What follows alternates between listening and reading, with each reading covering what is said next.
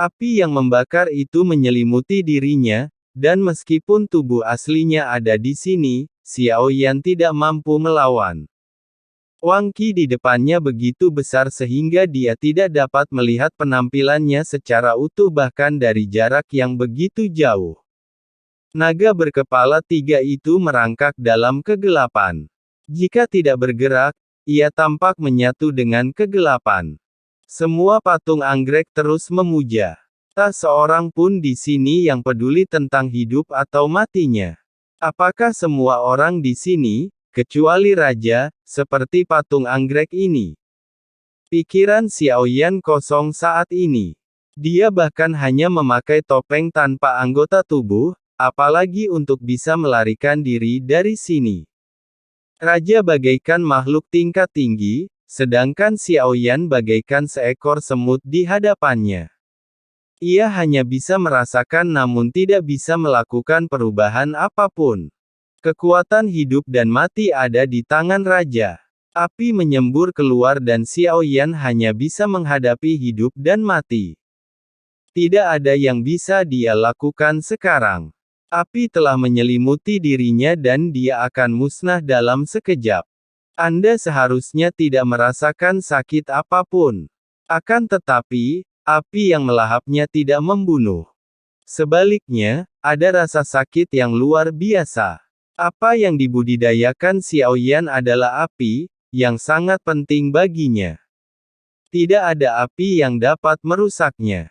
Namun, pada saat ini, Xiao Yan merasakan sakit yang amat sangat, membakar jiwanya, tetapi ia tidak dapat bersuara, dan bahkan tidak dapat bergerak. Rasa sakit itu membuatnya ingin pingsan.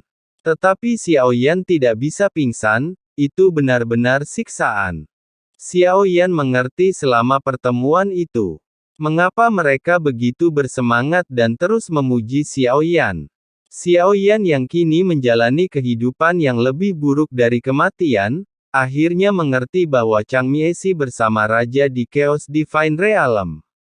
Mereka tidak memiliki status khusus.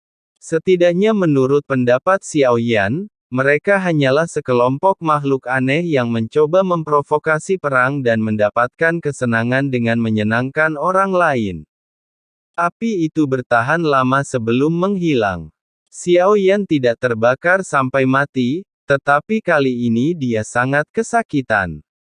Biarkan dia mengingatnya selamanya. Xiao Yan tersenyum pahit saat dia entah kenapa berubah menjadi topeng pusaran bernama Jiugen.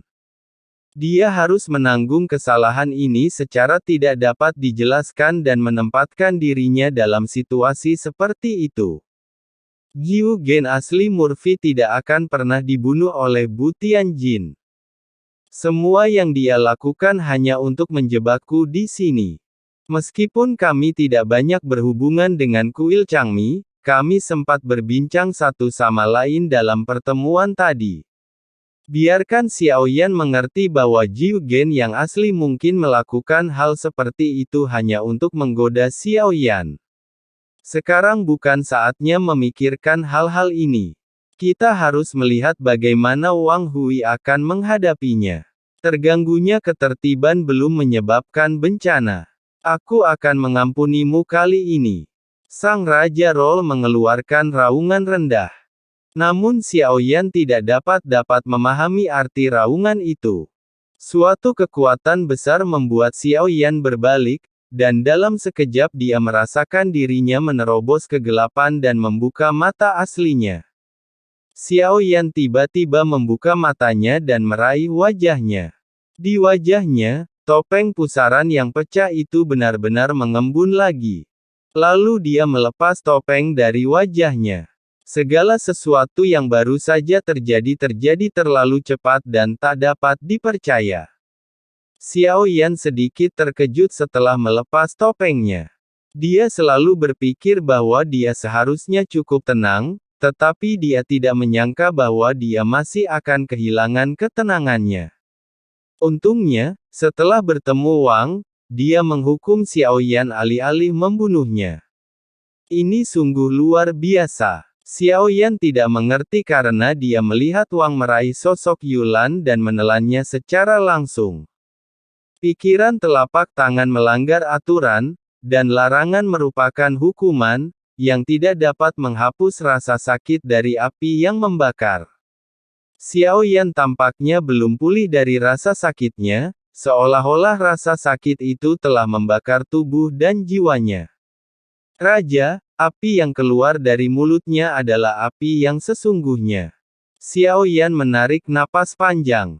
Jika Wang benar-benar ingin membunuhnya, dia akan menghilang dari dunia ini dalam sekejap, dan dia tidak akan memiliki sedikit pun kesempatan untuk melawan. Pada tingkatan manakah seseorang dapat berhadapan langsung dengan raja? Xiao Yan tidak dapat menahan diri untuk tidak berhayal. Kekuasaan raja adalah sesuatu yang bahkan tidak dapat dibayangkannya sekarang. Rasanya seperti melihat gunung yang tidak terlihat ujungnya. Ketinggian yang tidak akan pernah dapat dicapai. Jika kamu ingin melindungi dirimu sendiri dan dunia sensi untuk melenyapkan Yansu, ingatlah untuk menjauh darinya sebisa mungkin dan jangan biarkan Wang melihatmu lagi. Ketika hati Xiao Yan bergejolak, suara tetua Zan tiba-tiba terngiang di telinga Xiao Yan. Jelas dia tahu kemana Xiao Yan baru saja pergi, dan dia bahkan telah melihat eksistensi tertinggi di alam kekacauan ilahi. Aku mengerti, gumam Xiao Yan. Sekarang dia harus menyelesaikan semua yang baru saja terjadi. Sambil menatap topeng pusaran di tangannya, Xiao Yan membalik topeng itu dan mengamatinya lebih teliti sebelum dia menyadari sesuatu. Topeng itu sebenarnya menyembunyikan 9 mata, itulah sebabnya ia disebut Jigeng. Yang lainnya tampaknya diberi nama sesuai dengan mata mereka. Sutong, Double Eyes, dan Three Eyes diberi nama seperti ini, sedangkan Xiao Yan diberi nama Jigeng. Dan yang 9 ini semuanya adalah Sutera Palma, jadi sekarang yang paling luar biasa adalah ia telah menjadi Sutera Palma. Tidak, saya bukan bos. Saya hanya datang ke rapat. Jika benang palem telah menyusup ke pertemuan sebelumnya. Sekarang aku juga telah memasuki pertemuan divisi palem. Jika divisi palem mempermainkanku lagi, mengapa aku tidak bisa menyergap mereka dan mempermainkan anggota divisi palem ini juga? Xiao Yan berpikir dalam hati bahwa ia tampaknya telah menjadi mata-mata di konferensi pikiran. Secara teori, ini adalah kabar baik. Namun, saat Xiao Yan terus memikirkannya, dia menemukan sesuatu yang aneh. Kemana Jiu Jin yang asli pergi? Apakah dia mati? Ini adalah pertanyaan kunci pertama. Apakah juga pengaturan kelompok Chang Misi ini yang membuat saya menjadi Jiu Gen? Apakah mereka melakukannya dengan sengaja? Atau Jiu Gen yang asli yang melakukannya?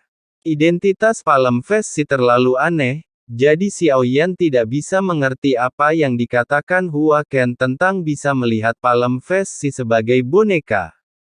Itu hanya manipulasi. Tetapi sekarang tampaknya Hua Ken hanya tahu sedikit tentang Chang Misi. Jika ingatan yang dimasukkan Xiao Yan benar-benar milik divisi Changmi, maka dia akan bisa memperoleh informasi langsung terbaru dari sana. Mungkin Anda juga bisa mendapatkan informasi penting yang sangat berharga darinya. Dengan peningkatan kekuatan yang berkelanjutan.